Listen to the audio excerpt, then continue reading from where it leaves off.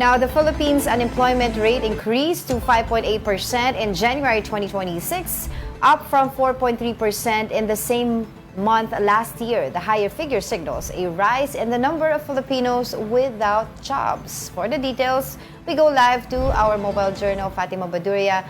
Fatima, anong mga factors ba ang nagko-contribute sa pagdami ng mga unemployed?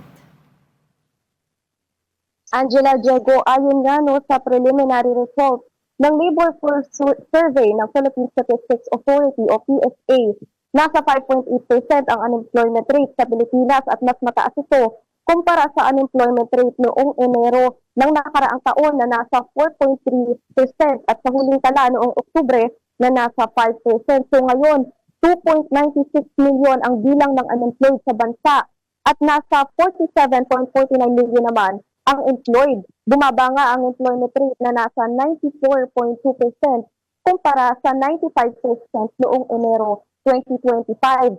Ayon kay PSA Assistant Secretary Divina Gracia del Prado, ang pangunahing dahilan kung bakit bakit bumaba ang bilang ng mga may trabaho ay dahil marami ang available at naghahanap ng trabaho. Nadagdagan nga raw yan ng 306,000 kumpara noong nakaraang taon. 196,000 naman daw ang naghihintay pa lang ng kanilang job application results. So, nag-aantay sila ng kanilang pagkakatanggap matapos mag-apply. Marami raw sa mga unemployed ay mga kabataan na nasa 15 to 24 years old at 17.3% nga ang unemployment rate dyan, higit na mataas kumpara sa 12% ng unemployment rate noong Enero 2025.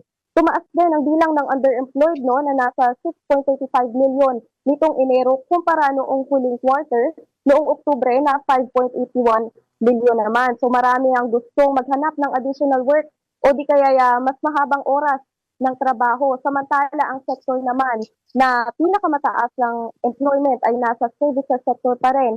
61.6% ang employment rate dyan. Sinundan yan ng agriculture sector na nasa 21.1% at industry sector na nasa 17.3% naman. Ayon pa kay Asset Del Prado, pwedeng maapektuhan pa yung labor market dahil sa tensyon o sa gulo sa Middle East.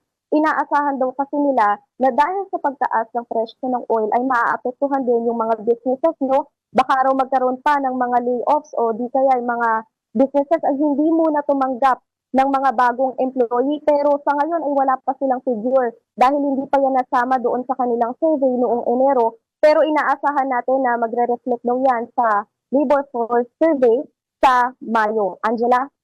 Maraming salamat, Mobile Journal, Fatima Baduria.